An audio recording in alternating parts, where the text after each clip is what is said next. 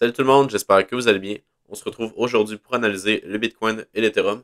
Je vais aussi vous montrer 5 ou 6 altcoins qui sont plutôt intéressants à analyser pour potentiellement trouver des setups de long. J'ai également pris un short sur le Bitcoin, il est juste magnifique. J'ai quasiment eu le top au 49 000 $. Je pense que j'ai shorté au 48 900. Donc je vais vraiment garder ce short-là plutôt sur du long terme. Donc je vais essayer de voir si, en gros, si ce short-là, ça serait si ma théorie qu'on revienne aux 34 000 se concrétise. Donc, en gros, on est venu chercher la liquidité. Je vais vous montrer ça sur TradingView. Puis, j'ai directement pris un short.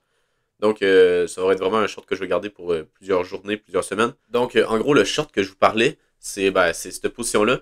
Donc, en gros, j'ai pris un short juste ici, au 48 800 $. En gros, pourquoi j'ai pris ce short-là, c'est que, en gros, je vous avais parlé qu'on avait la liquidité au-dessus des 48 000 $ juste là. On avait également les 0,68 de tout le bear market. Donc, si on a un top à faire, si même on ne pas là en 1 heure, là, en gros, c'est qu'on est venu même chercher la liquidité qu'on avait juste ici. Donc, si on avait un top à faire sur les bitcoins, c'était ici. C'était dans cette région-là. On avait également la possibilité qu'on ne vienne pas encore chercher les liquidités puis que ça soit notre top. Mais quand j'ai vu ce matin qu'on avait un petit fake out ici puis qu'on était venu chercher dans le fond les 49 000 $, je me suis dit qu'on aurait sûrement un top. Donc, qu'est-ce que j'ai fait? C'est que en gros, je savais qu'on allait venir chercher, on est venu chercher parfaitement là, les 49 000 sur cette mèche-là. Donc, on peut le voir juste là, le 48 996. Puis après ça, on a fait une autre petite mèche au 49 029. Et en gros, je suis rentré ici quand que j'ai vu qu'on avait le petit rejet qu'on avait juste là. Donc, en gros, c'est que ici, on ne le voit pas, mais quand on a pogné les 49 000, on a vraiment un rejet. Puis on est redescendu de quelques pourcents. On est redescendu dans ces niveaux-là. Puis après ça, on a fait un deuxième pump. On est revenu au 49 000, donc c'est là que je suis rentré en short. J'ai juste mis 500 $ de position, donc ça me fait pas grand chose en ce moment de gain. Mais ça reste que, ouais, c'est ça, ce trade-là. Si je peux le garder, c'est ça, là, j'ai mis mon stop loss quasiment à break-even. Donc si je peux le garder, ben, je vais essayer de targeter pas mal plus bas.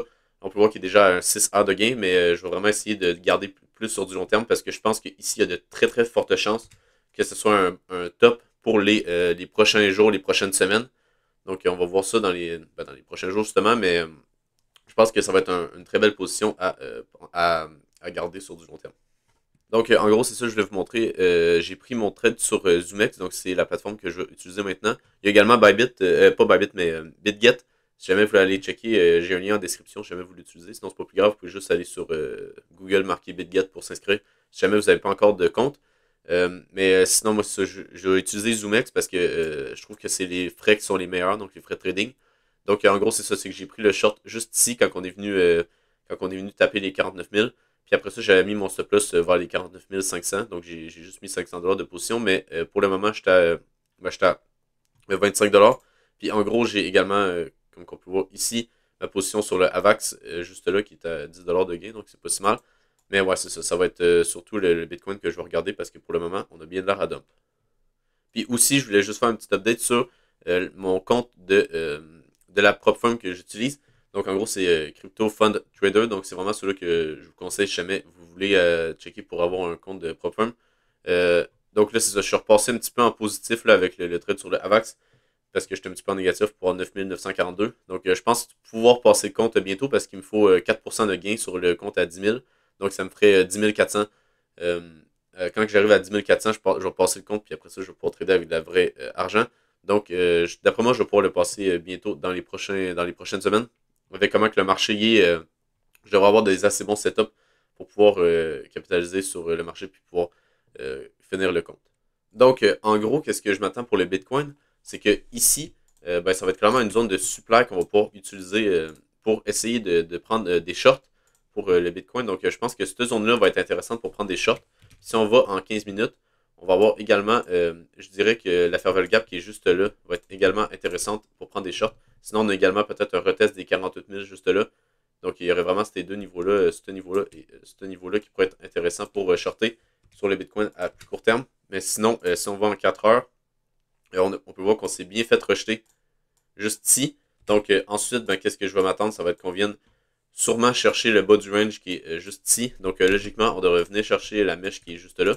Puis que si jamais on fait une clôture en dessous de cette mèche-là, si on va en 12 heures, on peut voir que logiquement, si on fait une clôture en dessous de cette mèche-là, on va passer de haussier à baissier. Parce qu'en gros, ici, on est venu chercher les liquidités. Puis là, on vient faire un niveau plus bas. Donc, on peut voir, ici, par exemple, on fait des niveaux plus hauts tout le temps, tout le temps. Puis là, mettons qu'on en fait un ici, mais là, on n'est pas encore validé. Mais par exemple, si on vient clôturer en dessous, donc là, ça veut dire qu'on changerait la structure. Donc, on passerait de haussier à baissier. Ben, ça voudrait dire que, logiquement, ici, on devrait plutôt regarder pour des shorts pour le Bitcoin, puis venir targeter les equalos qu'on a juste là. Ça va être vraiment la première target pour les shorts pour le Bitcoin. Donc, c'est ça. Je pense qu'on peut avoir des shorts intéressantes dans la zone de supply en H1. Puis si jamais vous voyez une clôture en dessous des 44 000 44 300 environ, ça va être un niveau qui va être vraiment très pertinent à regarder parce que c'est ça. Si jamais on a une clôture, logiquement, quand on a un rebond, on va pas venir chercher de niveau plus haut. Fait que ça va être un endroit intéressant pour venir shorter puis venir targeter les equalos qu'on a laissés aux 40 000 $. Par exemple, même si oui, je m'attends à un dump sur le Bitcoin, ça reste que même si c'est ça, même si le Bitcoin descend, ça ne veut pas dire que l'Ethereum va autant descendre. Par exemple, si on vient retester ce niveau-là, je pense que ça va être un beau niveau de long pour l'Ethereum. Surtout si le Bitcoin commence à stagner sur les environ, je sais pas moi, 44 à 48 000 $ environ.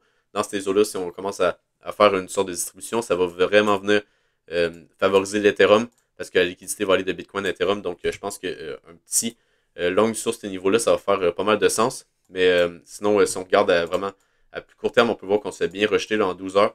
Donc, je vais regarder la fair value gap qu'on a juste là pour voir si jamais on pourrait avoir un petit setup de long.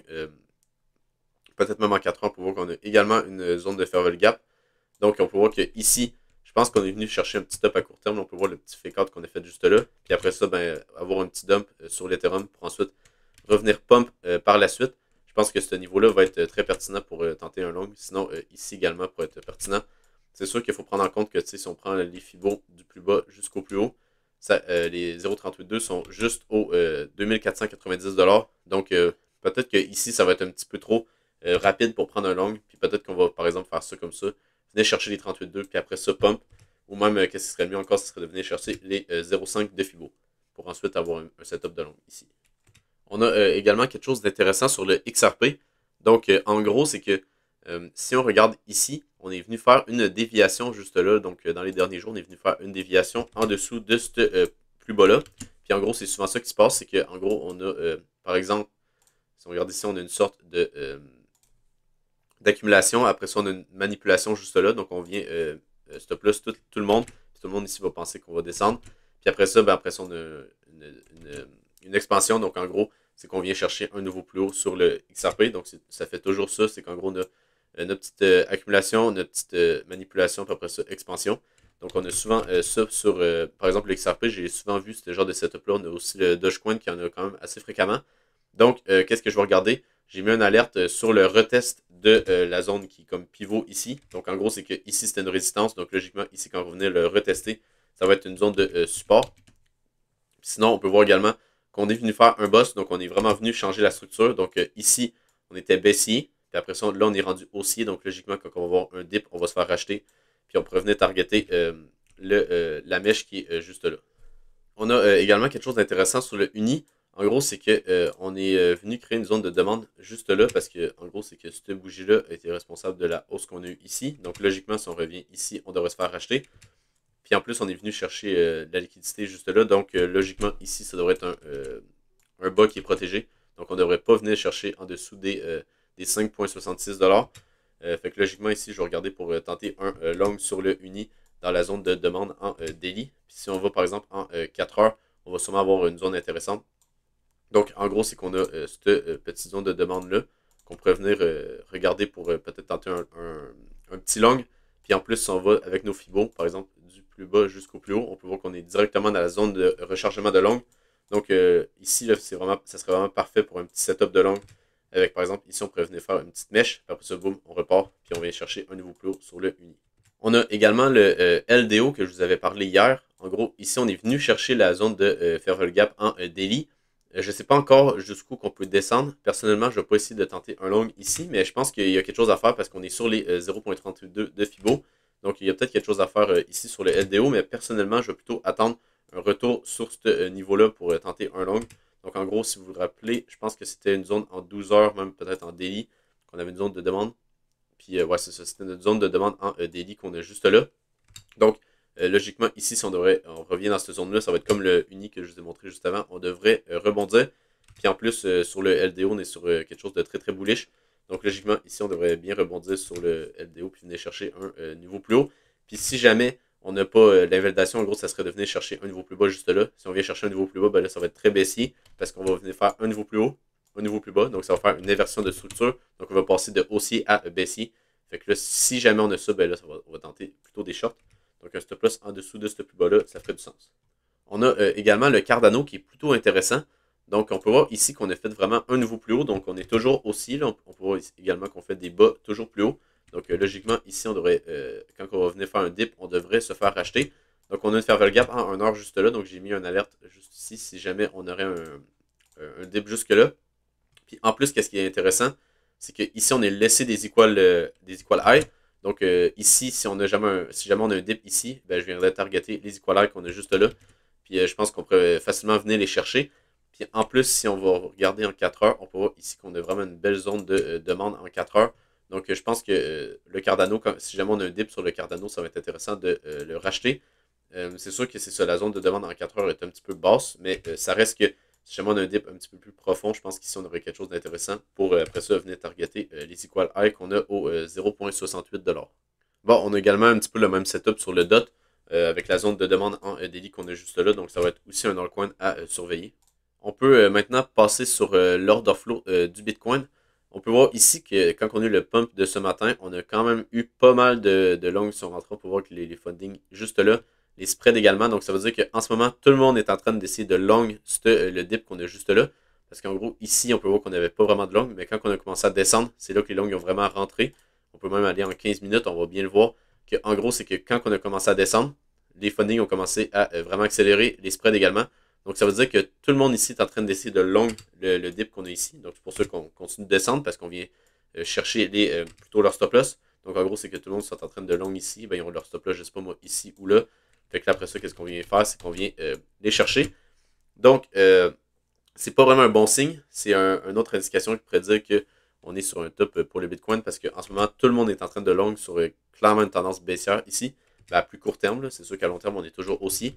Mais ça reste que vraiment à plus court terme, ici, on est baissier. Donc, si jamais on a un petit rebond ici, je pense que ça aurait de l'allure pour tenter un autre short pour le Bitcoin. Si jamais on vient faire un nouveau plus haut, ben, ça va clairement venir invalider. Donc, ça veut dire qu'on prend un stop loss, par exemple, au-dessus de ce plus haut-là avec un short quelque part ici. Si jamais l'order flow et le graphique nous le permet. Mais je pense qu'avec la zone de supply que je vous avais montré en H1 pour le Bitcoin, je pense qu'il y a quelque chose à faire si jamais on a un rebond. La seule chose qui est quand même positive, c'est qu'on a quand même pas mal d'achats en spot pour le Bitcoin. On peut le voir ici que depuis qu'on monte juste là, ben, on a quand même pas mal d'achats. Donc c'est toujours un bon signe, mais ça reste que le prix n'a pas vraiment monté avec autant d'achats en spot. Donc ça reste à voir qu'est-ce qui va se passer pour le Bitcoin. On a un peu la même chose sur l'Ethereum. Là, on peut voir qu'ici, quand on descend, on a pas mal de longs qui rentrent dans le marché juste là. Donc pour le moment, c'est pas vraiment un bon signe pour l'Ethereum. Puis je vais vraiment attendre qu'on redescende un peu comme je l'avais parlé pour ensuite peut-être tenter un long qui va être plutôt intéressant vers ces niveaux-là environ. On peut également voir que le pump qu'on a fait ce matin, on n'est pas venu chercher énormément de liquidation. On peut voir qu'on avait 30 millions, 60 millions, donc c'est pas tant que ça. Tandis que si on va voir plus au sud, on a beaucoup plus de liquidation à venir chercher. Donc ça va être intéressant de voir si on vient les chercher. Mais pour le moment, on n'a pas par exemple des gros murs de liquidation comme ici qu'on était venu chercher, ou même comme ici. Donc ça va être vraiment intéressant de voir, mais je pense que on va avoir quelque chose d'intéressant ici si jamais on vient chercher les stop loss des longues juste là. On peut également voir les fundings, ça sont quand même pas si mal. Là. On peut voir que les fundings sont pas très très élevés. Donc c'est toujours un bon signe, mais ça reste que, comme je vous montrais sur l'order flow, on a quand même pas mal de longues qui sont rentrées dans le marché, littéralement au top. Donc ça va être intéressant de voir ce qui va se passer. On va voir vraiment l'open interest ici qui augmente, littéralement au top. Donc ça fait un peu peur de voir ça. Ça veut dire qu'on a logiquement beaucoup de longues qui sont rentrées vers ce niveau-là. On peut également voir l'order book pour le Bitcoin sur Binance en spot. On est venu chercher énormément d'ordres de vente. Je ne sais pas ici comment il y avait de Bitcoin en vente, mais on peut voir que le volume ici, on devait en avoir quand même pas mal. Là, si on regarde quand on a commencé à monter, ici on est venu chercher, on est littéralement sur 2000 de volume, donc c'est quand même pas mal. Ça veut dire que ici on devait avoir pas mal de liquidation, ben pas de liquidation, mais d'ordre de vente juste là. Donc, je pense qu'on a eu quand même des whales qui ont continué de vendre ici. Donc, si vous avez aimé la vidéo, n'hésitez pas à vous abonner. Vous pouvez aussi aller vous abonner sur Twitter. Sinon, je vous souhaite une bonne journée et on se retrouve pour une prochaine vidéo. Bye!